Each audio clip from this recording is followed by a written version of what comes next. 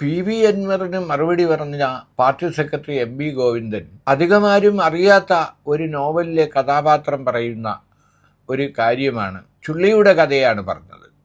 ഒരു ചുള്ളിയെ ചവിട്ടി മെതിക്കാം, പക്ഷേ ഒരു കെട്ട് ചുള്ളിയെ നമുക്ക് ചവിട്ടി മെതിക്കാനാവില്ല.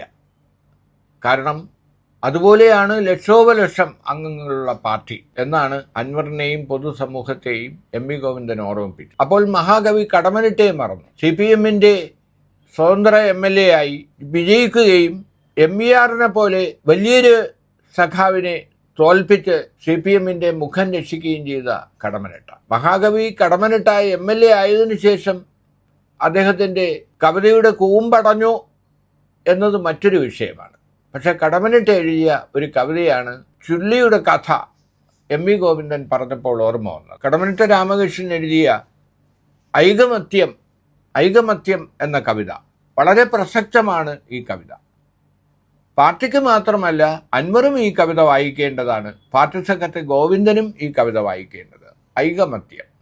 ഐകമത്യം മഹാബലം, മല പോലും മറിച്ചിടാം, പറയാം രണ്ടു പാഠങ്ങൾ, പരമാർത്ഥ പ്രകാശനം. പാഠം 1, ഉണക്കച്ചുള്ളി ഒന്നൊന്നായി ഒടിക്കാമേതു ബാലനും, ഒന്നിച്ചൊരു കെട്ടായാൽ ആനയ്ക്കും സാധ്യമായിടാം. അതിനാൽ ആദ്യമെല്ലാരും ഉണക്കച്ചുള്ളിയാകുവിൻ, അറ്റൽ വിട്ട് ഒരേ കെട്ടിൽ അമർന്നോർത്ത് കിടക്കുവിൻ.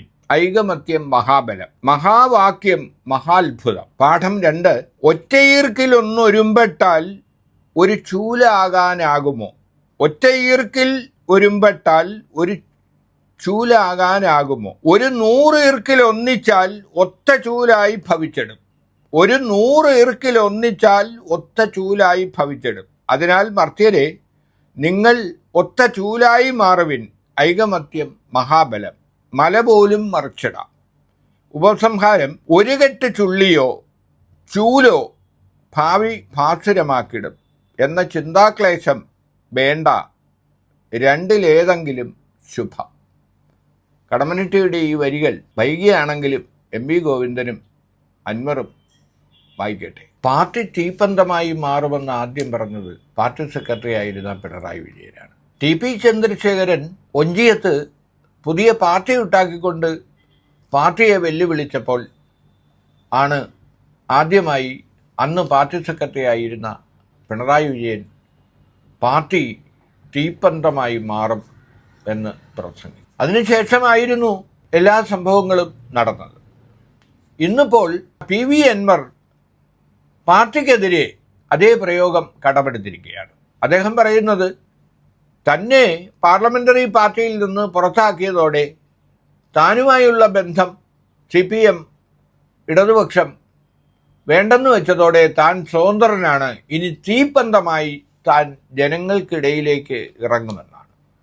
അങ്ങനെ ഒരു ഘട്ടത്തിൽ പാർട്ടി തീപ്പന്തമായി മാറും എന്ന് പറഞ്ഞ മുഖ്യമന്ത്രി പിണറായി ഇന്ന് സ്വയം തീപ്പന്തമായി മാറി ജനങ്ങളുടെ ഇടയിലേക്ക് പോകും എന്ന് പറയുന്ന അൻവർ, ഇവർ തമ്മിൽ നേരിട്ട് ഏറ്റുമുട്ടുന്ന ഒരു സാഹചര്യമാണ് ഇന്ന് കേരള രാഷ്ട്രീയത്തിൽ ചർച്ച ചെയ്യപ്പെടുന്നത്. മുഖ്യമന്ത്രി ജ്വലിച്ചു നിൽക്കുന്ന സൂര്യനാണ്, അത് കെട്ട സൂര്യനാണ് എന്ന് പറയാനുള്ള ധൈര്യമോ ചങ്കൂറ്റമോ ആദ്യമായി കേരളത്തിൽ ഒരു MLA, അതും ഭരണകക്ഷി MLA കാണിച്ചു. അയാളുടെ പേരാണ് അൻവർ. എന്തായാലും ഒരു മനുഷ്യനെ, ആ മനുഷ്യൻ എത്ര വലിയ നേതാവായാലും ഏത് അധികാര സ്ഥാനത്തിരുന്നാലും സൂര്യനോട് ഉപമിക്കുമ്പോൾ അതിൽ എന്തെങ്കിലുമൊക്കെ ആ ഉപമയിൽ ഒരു യാഥാർത്ഥ്യത്തിൻ്റെ അംശങ്ങളുണ്ടാവണം. കാരണം സൂര്യനോട് മുഖ്യമന്ത്രിയെ ഉപമിച്ചവർ തന്നെ അദ്ദേഹത്തെ കഴുകനോടും ഉപമിച്ചിരുന്നു. ഇത് രണ്ടും നിഷേധിക്കാനോ ഒന്നും തന്നെ പാർട്ടി തയ്യാറായില്ല. ഒരു ഘട്ടത്തിൽ പാർട്ടി സെക്രട്ടറി എം.വി. ഗോവിന്ദൻ തന്നെ സൂര്യനാണ് മുഖ്യമന്ത്രി എന്ന് പറഞ്ഞിരുന്നു. അപ്പോൾ ആ സൂര്യൻ കെട്ടുപോയി. ബഹുമാന്യനായ മുഖ്യമന്ത്രി അങ്ങ് ഒരിക്കൽ സൂര്യനായിരുന്നു, പക്ഷേ ഇപ്പോൾ ആ സൂര്യൻ കെട്ടുപോയിരിക്കുന്നു എന്നാണ് പി.വി. അൻവർ പറഞ്ഞത്. അപ്പോൾ അതാണ് ഏറ്റവും കൂടുതൽ പാർട്ടിയെയും അണികളെയും എല്ലാം ചൊടിപ്പിച്ചിരിക്കുന്നത്. അതുപോലെ തന്നെ ഗുരുതരമായ മറ്റൊരു ആരോപണം അൻവർ ഉന്നയിച്ചത് ഈ പൂരം കലക്കിയതിന് പിന്നിൽ മുഖ്യമന്ത്രിയുടെ താല്പര്യമാണ്. കാരണം പൂരം കലക്കുകയും അതിൻ്റെ ഫലമായി തൃശ്ശൂരിൽ BJP സ്ഥാനാർത്ഥി ജയിക്കുകയും ചെയ്തതിൻ്റെ ഗുണഫലം അനുഭവിക്കുന്നത് മുഖ്യമന്ത്രിയുടെ കുടുംബമാണ്. അപ്പോൾ മകളുടെ മാസപ്പടി കേസ് തന്നെയാണ് അദ്ദേഹം ഉദ്ദേശിച്ചത്. പിന്നെ അദ്ദേഹം അത് തുറന്നു പറയുകയും ചെയ്തു. ആദ്യഘട്ടത്തിൽ ADGP അജിത് കുമാറിനെതിരെ ഒരു അന്വേഷണവും ഇല്ല എന്ന് പറഞ്ഞ സർക്കാർ ഇപ്പോൾ 5-ലേറെ അന്വേഷണമാണ് അജിത് കുമാറിനെതിരെ നടത്തുന്നത്. ഒരു ഘട്ടത്തിലും RSS നേതാക്കളുമായി നടത്തിയ കൂടിക്കാഴ്ച അന്വേഷിക്കില്ല എന്നായിരുന്നു സർക്കാർ നിലപാട്. പക്ഷേ ഇപ്പോൾ DGP ദർഹേഷ് സാഹിബ് അക്കാര്യവും അന്വേഷിക്കുകയാണ്. കഴിഞ്ഞ ദിവസം ADGP അജിത് കുമാറിനെ മണിക്കൂറുകളോളമാണ് ദർവേഷ് സാഹിബ് ചോദ്യം ചെയ്തത്.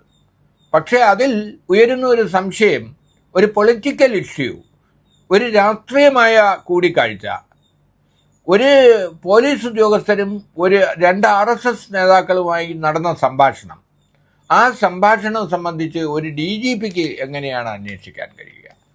സത്യത്തിൽ ഒരു രാഷ്ട്രീയ അന്വേഷണമാണ് പാർട്ടി ഇക്കാര്യത്തിൽ നടത്തേണ്ടിയിരുന്നത്. സർക്കാരായാലും ഒരു സ്വതന്ത്രമായ അന്വേഷണമാണ് ഇക്കാര്യത്തിൽ നടത്തേണ്ടിയിരുന്നത്. കാരണം ഒരു ADGPക്കെതിരെ ഒരു DGPക്ക് ചോദ്യം ചെയ്ത് കണ്ടുപിടിക്കാവുന്ന ഒന്നല്ല 2 വ്യക്തികൾ അല്ലെങ്കിൽ 3 വ്യക്തികൾ തമ്മിൽ നടത്തിയ ഒരു കൂടിക്കാഴ്ച. ആ കൂടിക്കാഴ്ച സ്വകാര്യമാവാം, ഔദ്യോഗികമാകാം, രാഷ്ട്രീയമാവാം. എന്തു തന്നെ ആയാലും ഒന്നാമനായ DGPക്ക് രണ്ടാമനായ ADGP, 2 IPSകാരായ ഉദ്യോഗസ്ഥർ പരസ്പരം എന്താണ് ഈ മണിക്കൂറുകൾ സംസാരിച്ചത് എന്നതാണ് വിചിത്രം. ഇനി RSS നേതാക്കളെ വിളിച്ചു വരുത്തി തെളിവെടുക്കാൻ DGPക്ക് കഴിയുമോ? DGP നോട്ടീസ് നൽകിയാൽ RSS നേതാക്കൾ വരുമോ?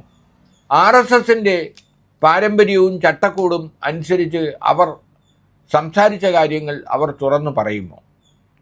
അടുത്ത കാലത്ത് മോദി സർക്കാർ ഒരു നിയമം കൊണ്ടുവന്നിരുന്നു. സർക്കാർ ഉദ്യോഗസ്ഥർക്ക് RSS ഉൾപ്പെടെയുള്ള പാർട്ടികളിൽ പ്രവർത്തിക്കാം എന്ന നിയമം. 62-ൽ ഇക്കാര്യം സർക്കാർ ഉദ്യോഗസ്ഥർ അങ്ങനെ RSS പോലെയുള്ള സംഘടനകളിൽ പ്രവർത്തിക്കാൻ പാടില്ല എന്ന നിയമം ഉണ്ടായിരുന്നു. ആ നിയമം അവസാനിപ്പിച്ചുകൊണ്ടാണ് പുതിയ നിയമം BJP സർക്കാർ കൊണ്ടുവന്നത്. അപ്പോൾ ആ നിയമം കൂടി നിലവിലുള്ളത് കൊണ്ട് RSSകാരെ കാണാനോ ഇനി നാളെ RSS പ്രവർത്തകരായി മാറാനോ പോലും സർക്കാർ ഉദ്യോഗസ്ഥർക്ക്, IPSകാർക്ക്, IASകാർക്ക് ഒരു തടസ്സവുമില്ല, നിയമ തടസ്സവുമില്ല. അപ്പോൾ അതൊന്നുമല്ല ഇവിടെ വിഷയം. ഇടതുപക്ഷ സർക്കാർ ഭരിക്കുമ്പോൾ പിണറായി സർക്കാരിൻ്റെ കാലത്ത് അദ്ദേഹത്തിൻ്റെ അജ്ഞാനുവർത്തിയായ അദ്ദേഹത്തോടൊപ്പം എപ്പോഴും നടക്കുന്ന ADGP അജിത് കുമാർ എന്തിനാണ് ഈ RSS നേതാക്കളെ കണ്ടത്? ആ കൂടിക്കാഴ്ച എന്തിന് രഹസ്യമാക്കി വെച്ചു? സർക്കാരിൻ്റെ അനുമതിയോടാണോ അത്തരമൊരു സന്ദർശനം നടത്തിയത്? അതല്ല, ആ കൂടിക്കാഴ്ച സ്വകാര്യമായിരുന്നെങ്കിൽ എന്തിനാണ് ഔദ്യോഗിക വാഹനം ഉപേക്ഷിച്ച് RSS പ്രതിനിധിയുമായി അദ്ദേഹത്തിൻ്റെ കാറിൽ രഹസ്യ സ്വഭാവത്തിൽ ഒരു കൂടിക്കാഴ്ച നടത്തിയത്? ഇനി ഈ കൂടിക്കാഴ്ചകളും പൂരം കലങ്ങിയ സംഭവവുമായി ബന്ധമുണ്ടോ? ചരിത്രത്തിലാദ്യമായി BJP സ്ഥാനാർത്ഥി തൃശ്ശൂരിൽ ജയിക്കാൻ ഇടയാക്കിയതും LDF സ്ഥാനാർത്ഥി 2ാം സ്ഥാനത്തേക്കും കോൺഗ്രസ് സ്ഥാനാർത്ഥി 3ാം സ്ഥാനത്തേക്കും തള്ളപ്പെട്ട സംഭവത്തിന് പിന്നിൽ എന്തെങ്കിലും ഗൂഢാലോചന നടന്നിട്ടുണ്ടോ? ആ ഗൂഢാലോചനയ്ക്ക് പിന്നിൽ ആരാണ്? ആ ഗൂഢാലോചനയുടെ ഫലമായി സുരേഷ് ഗോപി വിജയിച്ചത് BJPക്ക് നേട്ടമാണ്. ഇടതുപക്ഷത്തിനും കോൺഗ്രസിനും UDFനും തിരിച്ചടിയാണ്.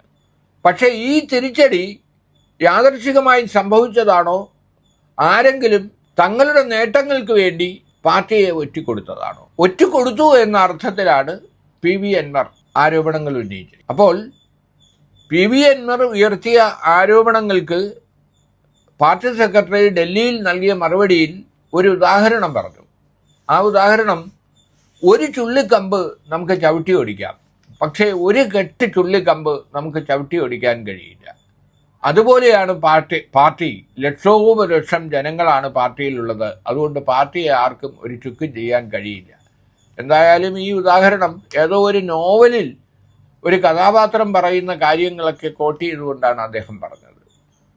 അപ്പോൾ ലാവ്ലിൻ കേസിനെ കുറിച്ച് ഉള്ളി തൊലിച്ചതുപോലെയാണെന്നും അങ്ങനെ ഒരു കേസ് ഇല്ലാത്തത് കൊണ്ടാണ് സുപ്രീം കോടതി പരിഗണിക്കാത്തതും എന്നുമൊക്കെയാണ് പാർട്ടി സെക്രട്ടറി പറഞ്ഞത്. എന്തായാലും അൻവറിനെ പോലെ ഒരു MLA-യെ 10 കൊല്ലം കൂടെ കൊണ്ട് നടന്നിട്ടും അദ്ദേഹം ഒരു കമ്മ്യൂണിസ്റ്റ് വിരുദ്ധനാണെന്നും സാമൂഹ്യ വിരുദ്ധനാണെന്നും തിരിച്ചറിയാൻ കഴിയാത്ത, അദ്ദേഹം കോൺഗ്രസിൽ നിന്ന് വന്ന ആളാണെന്ന് തിരിച്ചറിയാൻ കഴിയാത്ത ഈ പാർട്ടിയാണോ പ്രതിസ്ഥാനത്ത്? ഈ ആരോപണങ്ങളിൽ ഉന്നയിച്ച അൻവറാണോ പ്രതിസ്ഥാനത്ത്? എന്തായാലും ഒരു കാര്യം പറയാതിരിക്കാൻ പറ്റില്ല, അൻവർ ഉന്നയിച്ചിരിക്കുന്ന ആരോപണങ്ങൾ പൊതുസമൂഹത്തിൽ വളരെ സജീവമായി നിലനിൽക്കുകയാണ്. മുഖ്യമന്ത്രിക്കെതിരെ അദ്ദേഹം ഉന്നയിച്ച ആരോപണങ്ങൾ, പൊളിറ്റിക്കൽ സെക്രട്ടറിക്കെതിരെ ഉന്നയിച്ച ആരോപണങ്ങൾ, ADGP-ക്കെതിരെ ഉന്നയിച്ച ആരോപണങ്ങൾ, ഈ ആരോപണങ്ങളിലെല്ലാം DGP അന്വേഷണം നടത്തുകയുമാണ്. അന്വേഷണം റിപ്പോർട്ട് വരട്ടെ, നടപടി എന്ന മട്ടിലാണ്. പൊളിറ്റിക്കൽ സെക്രട്ടറി ശശിയെ മാത്രമാണ് മുഖ്യമന്ത്രി അവസാന ഘട്ടത്തിൽ ന്യായീകരിച്ചത്. മാതൃകാ പുരുഷനാണ് ശശി എന്ന് പറഞ്ഞു. പക്ഷെ കഴിഞ്ഞ ദിവസം ഡൽഹിയിൽ MV ഗോവിന്ദൻ പറഞ്ഞത് പൊളിറ്റിക്കൽ സെക്രട്ടറി എന്ന നിലയിൽ ഏറ്റവും അടുത്തറിയാവുന്നതുകൊണ്ട് മുഖ്യമന്ത്രി അങ്ങനെ പറഞ്ഞിട്ടുണ്ടാവും, പക്ഷെ പാർട്ടിയുടെ അന്വേഷണം നടക്കുന്നുണ്ട് ശശിയെക്കുറിച്ച് എന്നാണ് ഗോവിന്ദൻ പറഞ്ഞത്. എന്തായാലും ഫലപ്രദമായി അൻവറിൻ്റെ വിമർശനങ്ങളെ നേരിടാനോ തള്ളിപ്പറയാനോ പാർട്ടിക്കും പാർട്ടി സെക്രട്ടറിക്കും കഴിഞ്ഞില്ല എന്നത് ഒരു യാഥാർത്ഥ്യമാണ്. മറ്റൊന്നുകൂടി പറഞ്ഞുകൊണ്ട് അവസാനിപ്പിക്കാം. കാരണം അൻവറിനെ പോലെ ഒരു MLA പരസ്യമായി ആരോപണങ്ങൾ ഉന്നയിച്ചപ്പോൾ അദ്ദേഹത്തെ പുറത്താക്കാൻ പാർട്ടിക്ക് കഴിയില്ല. കാരണം അദ്ദേഹം പാർട്ടിയിൽ അംഗമല്ല. മറ്റൊരു കാര്യം ശ്രദ്ധയിൽപ്പെട്ടത്, വർഗരാഷ്ട്രീയമാണ് ഇപ്പോൾ അൻവർ പറയുന്നത്. ആ വർഗരാഷ്ട്രീയത്തെ ആശയപരമായി നേരിടാൻ പാർട്ടിക്കോ പാർട്ടി നേതാക്കൾക്കോ കഴിയുന്നില്ല. കാരണം പാവങ്ങളുടെയും തൊഴിലാളികളുടെയും ഒന്നുമില്ലാത്തവരുടെയും സാധാരണക്കാരായ പാർട്ടി പ്രവർത്തകരുടെയും പക്ഷത്തു നിന്നുകൊണ്ടാണ് അൻവർ സംസാരിക്കുന്നത്. അദ്ദേഹം സ്വയം ഒരു തീപ്പന്തമായി മാറിക്കൊണ്ട് ജനങ്ങൾക്കിടയിലേക്ക് ഇറങ്ങിച്ചെല്ലും എന്നാണ് പറയുന്നത്. സമാനഗതിക്കാരായ ആളുകൾ അദ്ദേഹത്തിൻ്റെ പിന്നിൽ അണിനിരന്നാൽ പുതിയ പാർട്ടി രൂപീകരിക്കുമെന്നും പറയുന്നു. മുൻ മന്ത്രി KT ജലീൽ ഒക്ടോബർ 2-ന് അദ്ദേഹത്തിനും കുറേ കാര്യങ്ങൾ പറയാനുണ്ട്, പറയും എന്ന് പറഞ്ഞിട്ടുണ്ട്. അപ്പോൾ ഒരു ന്യൂനപക്ഷ ഏകീകരണം, മലയോര കർഷകരുടെ ഒരു ഏകീകരണം, മലയോര കർഷകരെയും ന്യൂനപക്ഷങ്ങളെയും സംഘടിപ്പിച്ചുകൊണ്ട് മലബാറിലും മറ്റ് മലയോര പ്രദേശങ്ങളിലുമെല്ലാം തന്നെ പുതിയൊരു പ്രസ്ഥാനത്തിന് രൂപം കൊടുക്കാൻ അൻവറും KT ജലീലും റസാഖും അടക്കമുള്ള നേതാക്കൾ മുന്നോട്ട് വരും എന്ന ആശങ്ക പോലും നിലവിലുണ്ട്.